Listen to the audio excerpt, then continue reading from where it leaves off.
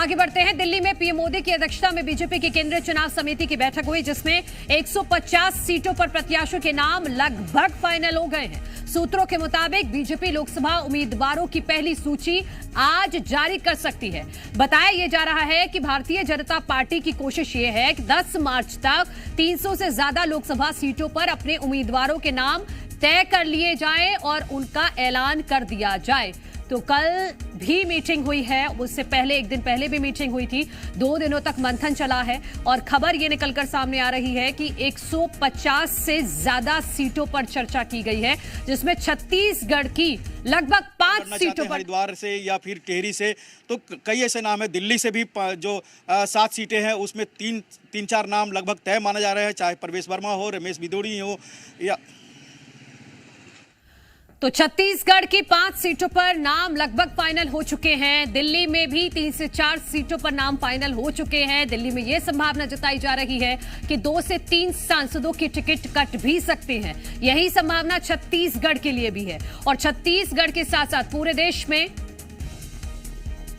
जमीन पर ठीक ढंग से नहीं उतारा है, जिनका खराब परफॉर्मेंस है सर्वेक्षण में और जनता का रिपोर्ट उनके खिलाफ है, उनका टिकट काटा जाएगा। इसमें कोई चाहे कितना ही बड़ी शख्सियत हो, चाहे कितने बड़े मंत्री हो, ये पार्टी ने लगभग एकदम तय कर लिया। और इस बारे में एक बात और बता दें कि उत्तर प्रदेश को लेकर खुद प्रधानमंत्री नरेंद्र मोदी ने सख्ती से हर कैंडिडेट का जांच किया, खुद उस पर चर्चा की है। ये भी जानकारी मिल रही है योगी आदित्यनाथ, गृह मंत्री अमित शाह, जेपी नड्डा और दूसरे नेताओं के साथ में। जो क्राइटेरिया भारतीय जनता पार्टी की तरफ से रखा गया है, जो हमारे सहयोगी बता रहे हैं कि अगर किसी भी सांसद का रिपोर्ट कार्ड सही नहीं है, उन्होंने अपने क्षेत्र में काम नहीं किया है, जनता के बीच में अच्छी छवि नहीं है, तो उनको टिकट भारतीय जनता पार्टी की तरफ से नहीं दिया जाएगा। अगर रिपोर्ट कार्ड में किसी भी सांसद का नाम इस तरह से आता है कि जनता के बीच में, आप भी जो सर्वे हुआ था जी न्यूज का, उसमें आप भी देख रहे थे कि 78 सीटें बीजेपी को गठबंधन के सहयोगियों के साथ मिलता दिख रहा है। ऐसे में एक उम्मीदवार, एक कैंडिडेट, एक सीट पर मंथन किया गया है कल, और आगे भी जारी रहेगा क्योंकि सीईसी की बैठक और भी होने वाली है, जहां पर यूपी की सारी सीटें और बाकी राज्यों के। तो बिल्कुल बैठकों का दौर आगे भी चलता रहेगा। जो हमारे सहयोगी ग्राउंड जीरो से रिपोर्ट कर रहे हैं कि अभी 150 से ज्यादा सीटों पर चर्चा की गई है, खासतौर पर उन सीटों पर जहां पर भारतीय जनता पार्टी या तो हारी है या उसकी स्थिति उतनी अच्छी नहीं रही है। पहले उन सीटों पर फोकस किया जा रहा है, पहले कोशिश की जा रही है कि वहां पर प्रत्याशियों का ऐलान कर दिया जाए, ताकि जो भी प्रत्याशी हो उसको ज्यादा से ज्यादा वक्त मिले, ज्यादा से ज्यादा वो जनता के बीच में जा सके। और छत्तीसगढ़ को लेकर जो जानकारी आ रही है उसमें यह बात निकलकर सामने आ रही है कि जो 5 सीटें फाइनल हुई हैं उसमें कोरबा है, बस्तर है, कांकेर है और इसके अलावा राजनांदगांव और महासमुंद, ये 5 वो सीटें हैं जहां पर भारतीय जनता पार्टी की तरफ से नाम फाइनल कर लिए गए हैं। बस किसी भी वक्त वो नाम सामने आ जाएंगे, लेकिन कुछ ऐसे नाम हैं जो लगभग कंफर्म हैं, जैसे प्रधानमंत्री नरेंद्र मोदी कहां से चुनाव लड़ेंगे, वाराणसी से वो चुनाव लड़ सकते हैं और पहली लिस्ट में उनका भी नाम हो सकता है। विदेश मंत्री एस जयशंकर भी पहले लिस्ट में शामिल हो सकते हैं। मीनाक्षी लेखी जो दिल्ली से सांसद हैं, उनको दोबारा से रिपीट किया जा सकता है। हरदीप सिंह पुरी जो केंद्रीय मंत्री हैं, उनको भी टिकट दिया जा सकता है। बांसुरी स्वराज को भी टिकट मिल सकता है। स्वर्गीय सुषमा स्वराज की बेटी हैं बांसुरी स्वराज। और गृहमंत्री अमित शाह भी पहली लिस्ट में, इनका भी नाम हो सकता है। ये संभावित नाम हम आपको बता रहे हैं जो बीजेपी की पहली लिस्ट में आ सकते हैं।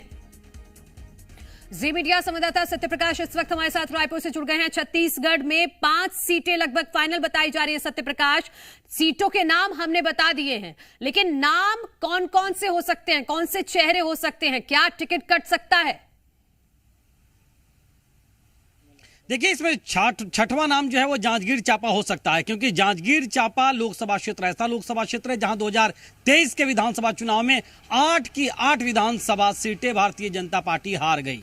मतलब 8 के 8 इस लोकसभा क्षेत्र पे कांग्रेस पार्टी के विधायकों का कब्जा है। तो एक नाम ये भी हो सकता है, लेकिन जो 5 नाम हम बता रहे हैं, ये 5 नाम पहली सूची में हो सकते हैं। इस बात की प्रबल संभावना है क्योंकि चर्चा हो चुकी है। इसमें से कई सीटें ऐसी थी, करीब 3 से 4 सीटें ऐसी थी इन 5-6 में जहां पे सिंगल नाम कमोबेश हैं। अब बस्तर से इस बार नया प्रत्याशी हो सकता है। कोरबा से सरोज पांडे जो भारतीय जनता पार्टी की राष्ट्रीय उपाध्यक्ष हैं, हाल ही में राज्यसभा का टेन्योर उन्होंने पूरा किया है, उनको टिकट मिलने की प्रबल संभावना चर्चाओं में है। इसके अलावा भी 2-3 नए चेहरे हैं जो पैनल में थे, तो अगर कुछ फेरबदल ज्यादा नहीं हुआ तो सरोज पांडे को मिल सकता है या किसी नए चेहरे को मौका मिल सकता है। इसी तरह से अगर हम कहें तो बस्तर में एक तो जो पहले सांसद रहे हैं, जो अभी मंत्री हैं केदार कश्यप, उनके भाई दिनेश कश्यप, उनका नाम चल ही रहा है। इसके अलावा भी कुछ और नाम है। कोरबा की बात हमने की ही। इसके अलावा अगर हम राजनांदगांव सीट की बात करें तो राजनांदगांव सीट से सांसद हैं संतोष पांडे, उनको भी टिकट मिल सकता है। नहीं तो डॉक्टर रमन सिंह के बेटे हैं अभिषेक सिंह, उनका भी नाम चल रहा है। मधुसूदन यादव का भी नाम चल रहा है। इस सब में कुछ नए नाम भी उभर के आ सकते हैं। तो ये ऐसे नाम हैं जो नाम अब तैरने लगे हैं, क्योंकि अब मंथन हो चुका है। बस इंतजार इस बात का है कि अब से थोड़ी देर पहले जिस तरह से अरुण साव जो छत्तीसगढ़ के ठीक है, वही बयान हम सुनवा देते हैं सत्यप्रकाश, जिसका जिक्र आप कर रहे हैं। सत्यप्रकाश, बहुत शुक्रिया आपका तमाम जानकारी के लिए। तो अरुण साव ने क्या कहा है और बीजेपी के प्रदेश अध्यक्ष किरण सिंह देव क्या कह रहे हैं बीजेपी की इस संभावित लिस्ट पर, सुनाते हैं आप। कभी भी सूची आ सकती है। केंद्रीय चुनाव समिति के समक्ष विस्तार से सभी प्रत्याशियों के बारे में, संभावित प्रत्याशियों के बारे में विस्तार से चर्चा हुई है और बहुत जल्दी प्रत्याशियों की सूची केंद्रीय चुनाव समिति विचार करने के बाद घोषित करेगी। भारतीय जनता पार्टी योग्य और जीतने वाले चेहरों को चुनाव के मैदान में उतारेगी।